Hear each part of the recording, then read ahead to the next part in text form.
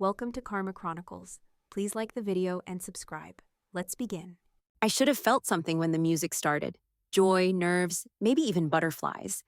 But all I could feel was the pit in my stomach when I looked out and saw the empty chairs, rows of them, right side, third row, completely bare.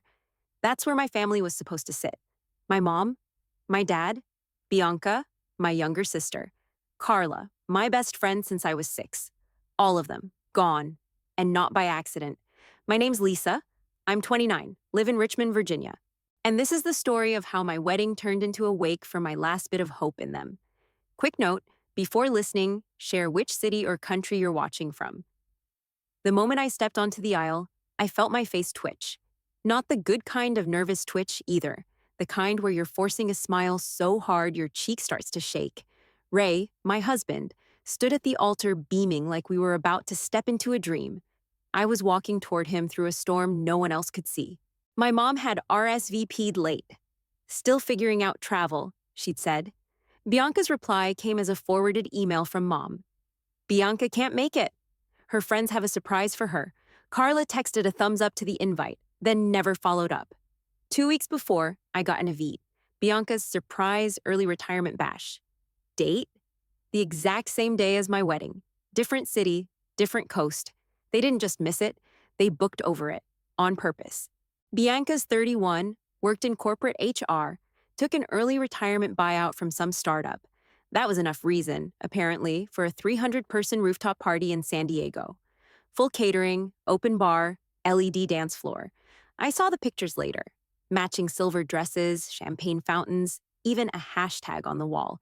Number sign Bianca bosses up. Meanwhile, I stood at my own wedding. The middle row sliced open like someone had carved out my history. Ray's side was packed. His parents, cousins, co-workers. They smiled, clapped, shouted when I walked down the aisle. But mine? A silence you could fall into. People assumed they were late. Someone even whispered, "Oh, maybe her mom's just stuck in traffic." I didn't answer. I couldn't. My stomach was in knots. I kept my eyes forward, locked on Ray, like that would steady me. He had no idea. None of them did. I could hear the clicks of phones taking pictures. I knew I had to smile, hold my bouquet higher, not ruin the moment. But I kept thinking, what kind of people miss their daughter's wedding for a party? What kind of sister hosts it on the same day? As the officiant started speaking, I clenched my jaw so tight I thought it might crack. My mouth smiled, my hands held the flowers. But inside, I was already gone. And then I said, "I do," while 4 empty chairs stared back at me.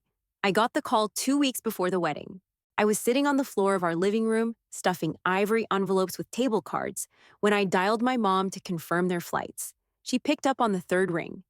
"Hey, sweetheart," she said, too chipper, like she'd been waiting to fake it. "Hey," I said, "just checking. What day are you guys flying in again?" "I want to lock in the shuttle schedule from the hotel." There was a pause. Not long, just long enough to tell me something was off. "Well," she started, dragging the word out, "about that.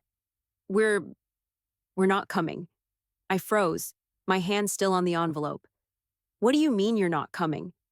"It's complicated," she said quickly. "Bianca's friends planned something big for her and it's already booked." I blinked. "When?" "The same day as your wedding," she said, like it was traffic and not my life. "It's just how the schedule worked out. Everyone was available then, everyone." That word hit like a slap. Not just her and Dad, but cousins, aunts, uncles, the whole group. They didn't accidentally double book. They chose Bianca. Again. "You knew my date first," I said flatly. "You knew it 6 months ago?" "I know, but Bianca's event came together so fast. And we couldn't move it? You know how hard it is to get people together. She's starting a new chapter. Early retirement is a big milestone." "It's not a wedding." "She's worked hard, Lisa," she snapped. "And it's not like we don't love you. Don't make this ugly." I stood up, pacing now, one hand gripping the phone so tight my knuckles turned white. "I'm not making it ugly. I'm getting married, and my own family won't be there because you booked a party over it." Her tone flipped, icy and firm. "You're being dramatic." There it was. Classic mom. Gaslight and dismiss. If I pushed back, I was the problem. "I'm your daughter too," I said quietly. Or did that expire when Bianca hit 30?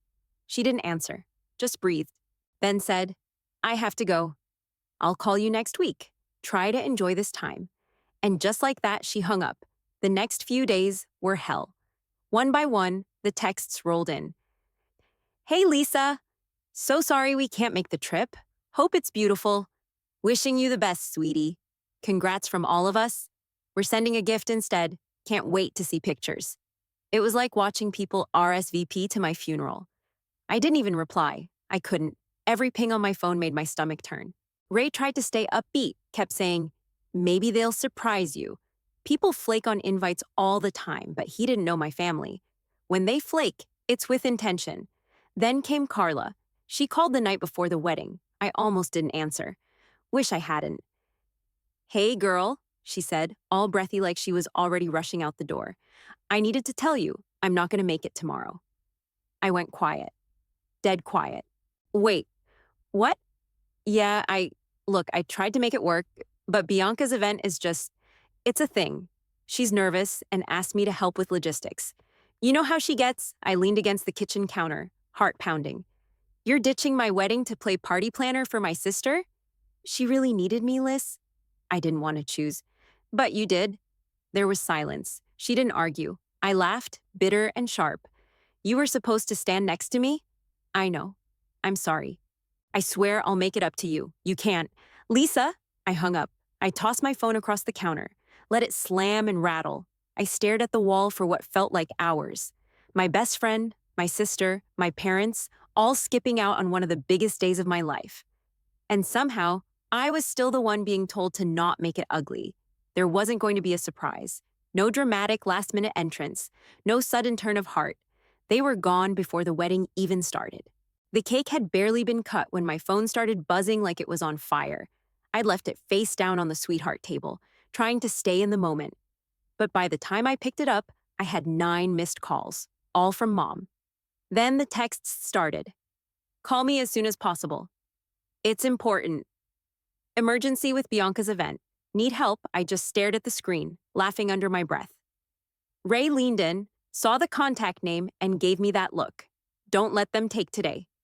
I nodded like I agreed. Then another message popped up, this one from Marcy, my cousin on Dad's side. Call me when you can. Don't tell anyone I messaged you. I slipped out the side door of the reception hall. The sun was low, golden light streaking across the gravel parking lot. I walked past the parked cars until the music from inside faded, then hit call. She picked up fast. Lisa? I'm here. What's going on? She exhaled like she'd been holding her breath. I didn't want to text this, but you need to know what's being said. My stomach tensed. Okay. Hit me. Your mom's telling people you scheduled your wedding to interfere with Bianca's celebration. That you picked the same weekend to spite her? I blinked. What? She said you knew it would split the family and did it anyway. Said you wanted to embarrass Bianca? My jaw clenched so tight I felt it click. I booked my venue a year ago. Everyone knew the date. I sent save the dates 6 months back. I know. I remember. But they're spinning it. Making you the villain? Of course they were. That's not all, she added. Carla's at the party. She's telling people you pushed her out of the bridal party, that she didn't drop out. You iced her out. I rubbed my eyes. Unreal. She said you didn't like that she stayed close to Bianca. That you made it awkward. Jesus Christ, I muttered. I'm only telling you because this next part is worse. I waited. Bianca's caterer bailed. Kitchen fire or something. Half the menu's scrapped. Your mom's trying to pull something together last minute. Why is that my problem? She wants you to help. Said you have vendor contacts in Richmond. She's hoping you'll call someone. I overheard her say, Lisa owes us a favor, she knows the scene. I froze. They're calling you during your wedding to fix Bianca's party? Yeah, your mom's frantic. She said if you really cared about the family, you'd help smooth it over. Keep things from being a disaster. I was quiet for a second. Cold wind hit the back of my neck. Thanks for telling me, Marcy. Really, I'm sorry. This isn't right. No, it's not. I hung up and stared at my phone. They hadn't just picked Bianca, they were rewriting the whole story, turning me into the problem while still expecting me to save their asses. It wasn't enough to leave my wedding empty. Now they wanted me to serve as the cleanup crew for the golden child's mess. I looked back at the reception hall. Ray dancing with his niece, my friends laughing, the DJ switching songs. Real joy. Real people who chose to show up. And my family? Busy blaming me, lying about me, and calling me during the best night of my life to fix a party I wasn't invited to. I put my phone on Do Not Disturb, shoved it into my clutch, and walked back toward the building. My smile this time wasn't for pictures. It was armor. Back at the hotel that night, I kicked off my heels, peeled the bobby pins from my scalp, and dropped onto the bed like my body finally gave up holding it together. Ray was in the bathroom brushing his teeth, humming some slow song from the reception. I was scrolling through texts, mostly photos from friends, a few congratulations, when a new message lit up from Marcy. No words, just a picture. Bianca, in a champagne satin dress, eyes all doe-eyed and smug, posing in front of a flower wall with a cocktail in one hand, and my grandmother's pearl pendant around her neck. I sat straight up. That necklace wasn't just a piece of jewelry. It was the only heirloom my grandmother ever said out loud she wanted me to have. When I was 20, she wrote it in her legacy notes, her handwriting clear as day. The vintage pearl necklace goes to Lisa for her wedding day. Months ago, I asked Mom about it. She said it had been damaged and misplaced, shrugged it off like it was lost in some attic box. I didn't push. I figured maybe it was gone for good. But there it was, around Bianca's neck, like it always belonged to her. "What the hell?" I whispered, holding the phone closer. Ray came out of the bathroom, towel around his shoulders. "What's wrong?" I turned the screen toward him. "Recognize that necklace?" He stared, leaned in. "Isn't that the one from your grandma?" I nodded, jaw tight. "I thought it was missing?" "So did I." He sat down beside me, quiet, brows pulled together. I could see it sinking in for him too. This wasn't just another snub. This was intentional, intimate, ugly. I stared at the photo until my phone buzzed again. New voicemail. It was Mom. "Hey, honey. Just wanted to say congrats. Hope everything went well today. Oh, and about the necklace. I gave it to Bianca to wear tonight. She didn't have anything meaningful and it just felt right. Hope you understand." She said it like she was talking about lending someone a scarf. I replayed it twice, just to hear her tone. Casual, detached, no apology, no explanation for why she lied about it being lost. Ray's face darkened. "That's cold." "I'm done playing dumb with them," I said, standing up. My skin felt hot, my spine rigid. I've let them rewrite everything, twist every moment, every decision. I'm not doing it anymore. I grabbed my laptop and started forwarding myself copies of everything. Every voicemail, every message, every RSVP I never got. I pulled up the legacy notes from Grandma. Thank God I scanned them years ago. The PDF was still in my cloud storage. There it was, page 4, the line about the pearl necklace and my name right beside it. I screen capped the photo Marcy sent. I added timestamps. I wrote quick notes to myself so nothing got twisted later. Ray didn't say much. He just sat with me, handed me his phone charger when mine started dying, and brought over bottled water like he already knew this was going to turn into something bigger. By midnight, I had a full folder labeled Receipts. I should have been soaking in a bathtub with a glass of wine, feeling like a newlywed. Instead, I was backing up proof that my family had stripped my wedding of every piece of meaning they could find, including the one thing my grandmother tried to leave just for me. I didn't cry. Not then. I just clicked save, renamed the folder, and kept going. The folder was done, saved, and backed up 3 different ways by the time the sun came up. I closed the laptop, peeled off my lashes, and crawled into bed without saying much. Ray wrapped an arm around me. He didn't ask if I was okay. He already knew. We left for a short honeymoon the next day. Charleston, nothing flashy. Walks by the water, good food, no drama. I didn't bring up my family once. Neither did he. It was the first time in months I felt like I was breathing in my own skin. When we got back, I didn't unpack grief. I unpacked momentum. I dove straight into work. I'd been a financial advisor for years, but I was always the background player. The trusted second, the assistant at big meetings, the, "Oh, Lisa will handle the numbers girl." Not anymore. I called every client I'd ever impressed. I followed up with people others had forgotten. I showed up earlier, stayed later, started speaking at conferences. Quietly, professionally, I built my own base from the ground up. By the spring, my phone rang more with referrals than with family. By the end of the year, I had enough to launch my own boutique firm, Jameson Advisory, after my grandma's maiden name. People asked if Ray was involved. I smiled and said, "No, this one's mine." Ray was building too in his own way. He flipped mid-tier homes, mostly suburb stuff. But then we found this weird, crumbling colonial near the Appomattox River. High ceilings, rotting wood, and the kind of bones people pay for. We bought it together. Weekends turned into sanding, painting, and picking tile samples with playlists blasting in the background. I hadn't picked up a call from my mother in months, and for once, I didn't feel the itch to check for missed ones.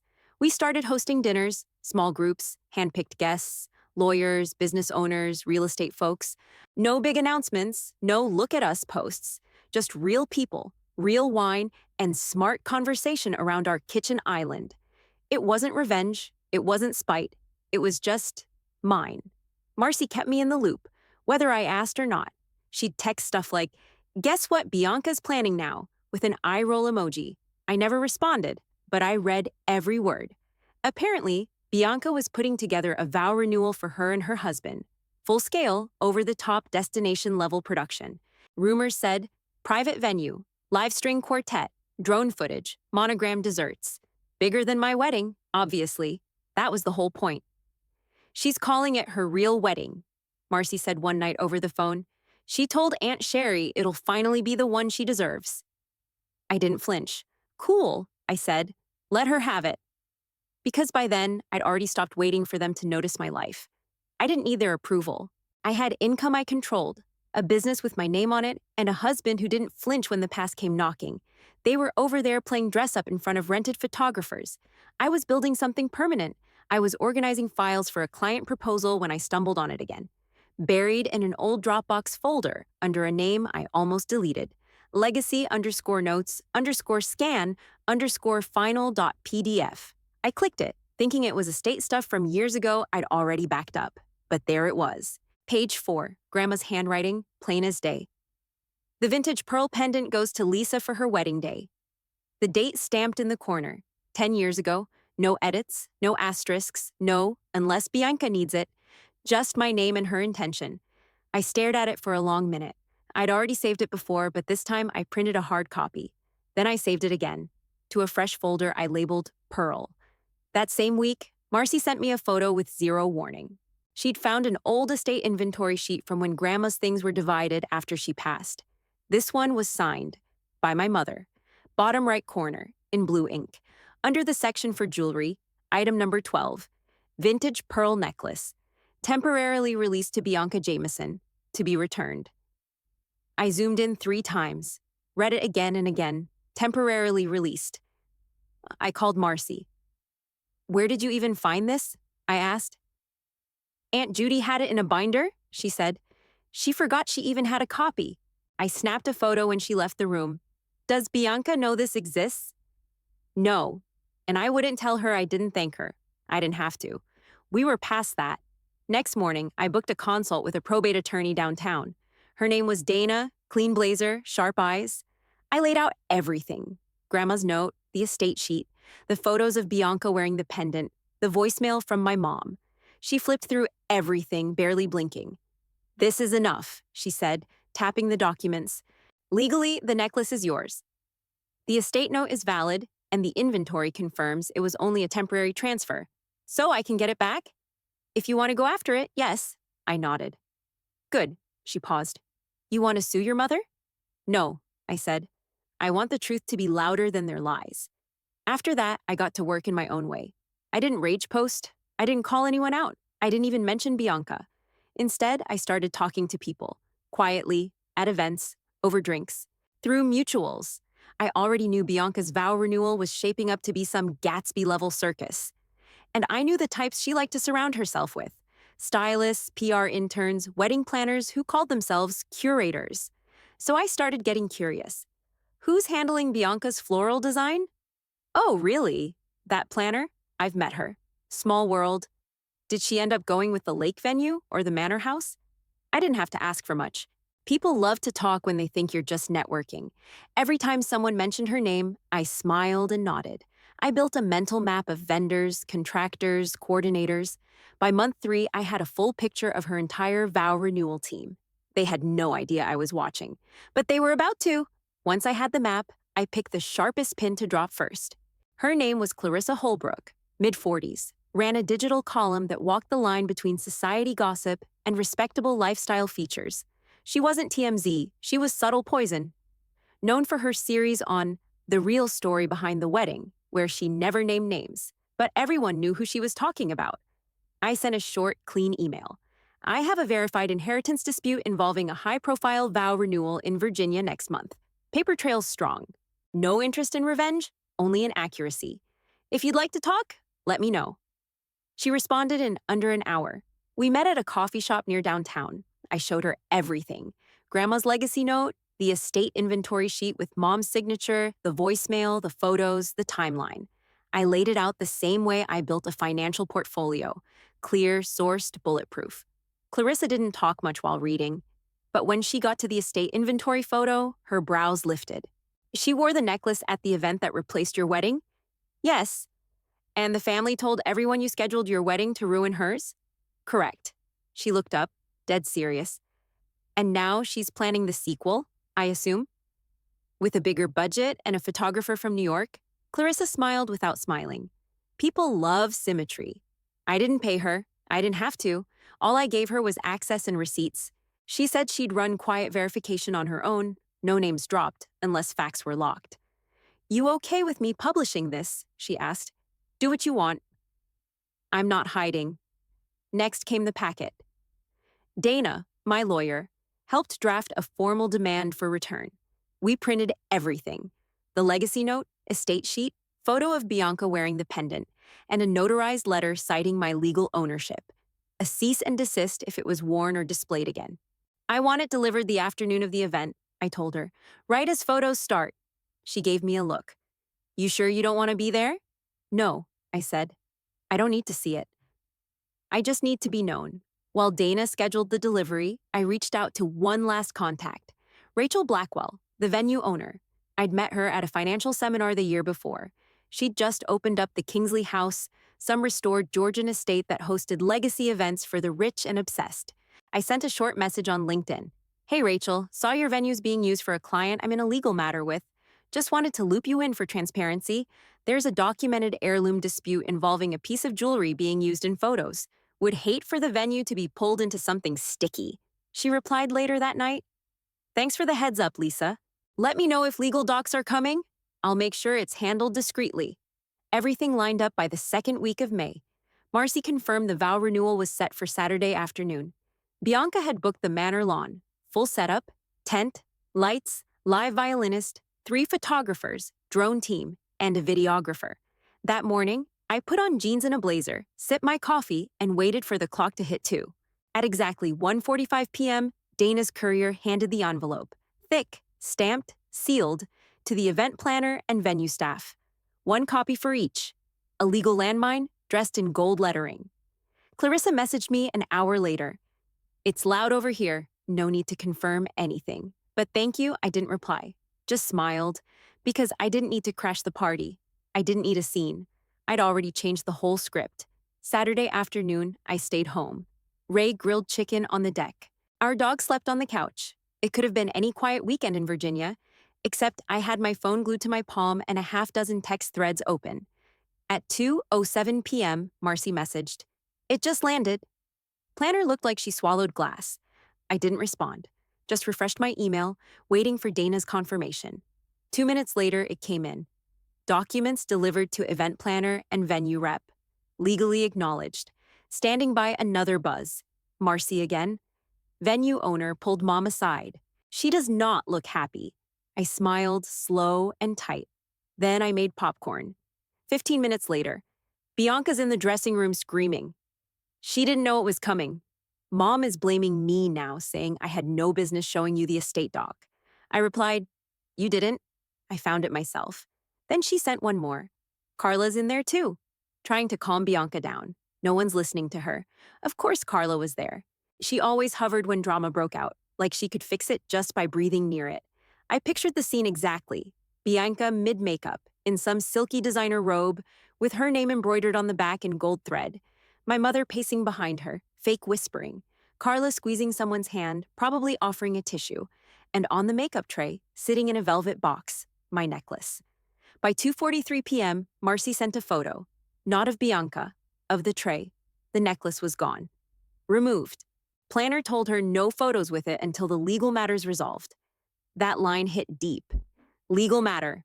Not family drama, not misunderstanding. A problem with weight.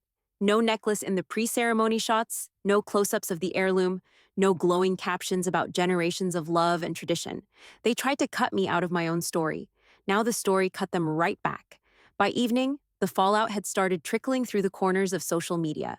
Nothing obvious, just vague little curiosities that show up when things don't match expectations. A boutique wedding blogger posted, "Curious omission. Where was the signature heirloom necklace teased during the bride's pre-press?" Someone else commented under a vendor's Instagram, "Didn't she say she'd be wearing her grandmother's pearls?" Thought I read that somewhere. And then came the article. Clarissa didn't name names. She didn't have to. Family traditions and the truth behind one missing necklace. It was a scalpel disguised as silk. A line about a disputed heirloom originally promised to a daughter for her wedding day, quietly repurposed without consent. Another about legal documentation delivered during a vow renewal event, causing visible disruption among key family members. The closing line hit like a match strike. In a world obsessed with optics, authenticity always finds its way to the surface, even if it arrives by courier. By 10 p.m., I had 2 missed calls from my mother, one from Bianca, and a long text from Carla that started with, "I didn't know, I swear." I didn't answer any of them.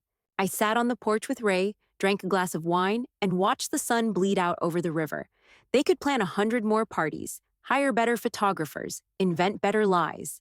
But for once, I wasn't the one explaining myself. They were. By Sunday morning, my voicemail was full.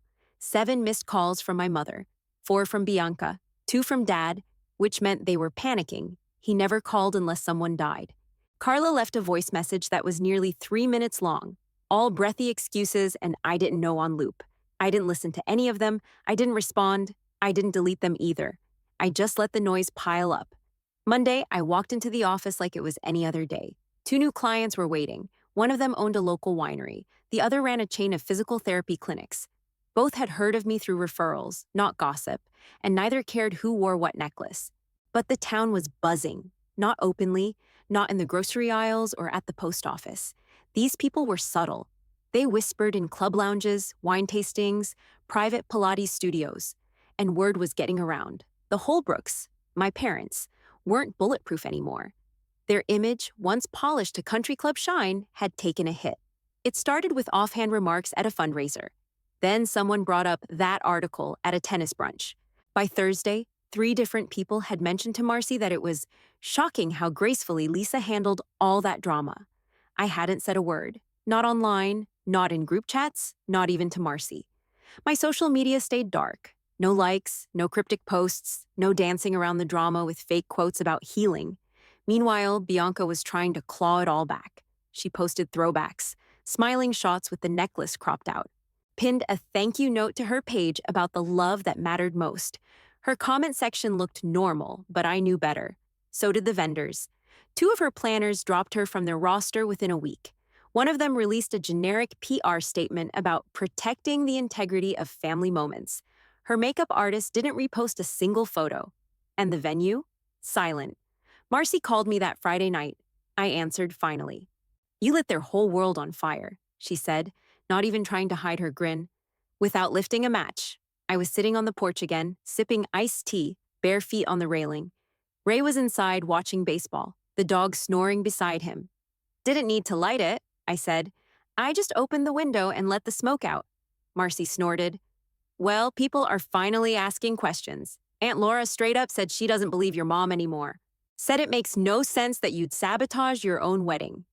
She said that out loud? She did. At lunch, to 3 other women, I took a slow breath. "About time." She was quiet a moment. Then, "I'm glad you didn't let them bury you." I didn't say anything. I didn't need to. The silence said enough. Let Bianca have her fake vow renewals. Let Carla chase reputation scraps. Let my parents scramble to patch the cracks in their perfect little narrative. I wasn't part of their script anymore. They'd edited me out years ago. I just finally stopped fighting for a cameo. And now the audience was looking somewhere else. 1 year later, almost to the day, I stood in front of our bedroom mirror and clasped the pearl pendant around my neck. It felt heavier than I expected. Not in weight, just in meaning. Like it had absorbed everything that came before it. The lies, the silence, the whole damn war. Ray peeked in from the hallway. "You sure?" I looked at him through the mirror. "Yeah, I'm ready." He smiled, walked over, and kissed the back of my shoulder. "Looks like it was made for you." It was. We didn't do anything extravagant, just dinner at the little riverside bistro a mile from our place. The one with the mismatched wine glasses and string lights in mason jars. I wore a navy wrap dress. He wore the same blazer from our wedding night. The hostess remembered us, sat us in the corner booth without asking. The waitress complimented the necklace. I thanked her and moved on. It wasn't a statement anymore. It wasn't a warning shot or a silent middle finger. It was just mine. No press, no posts, no gossip. Just peace. My parents hadn't reached out since the fallout. Not a single apology. Not a card. Not even one of those half-assed hope you're well texts. That silence used to crush me. Now, it just proved the point. They didn't lose access to my life because I was angry. They lost it because they couldn't tell the truth. And I stopped asking them to. Bianca didn't return the necklace. That part never happened. But under pressure from my lawyer, she stopped wearing it. Quietly, no public explanation, no dramatic goodbye. Dana got the final confirmation last fall. Formal acknowledgement that the pendant was mine under Grandma's legacy. My mom signed it, never said a word. That document went straight into the same folder where this whole thing started. After dinner, Ray and I walked home in the dark. No traffic, no noise, just the hum of crickets and the sound of his dress shoes on the sidewalk. We held hands the whole way. When we reached our porch, I paused before going inside, looked out over the yard, the string lights wrapped around the fence, the home we built from nothing. I didn't need closure. I didn't need them to say they were wrong. I had the necklace. I had the truth. I had myself. And they had nothing left to rewrite.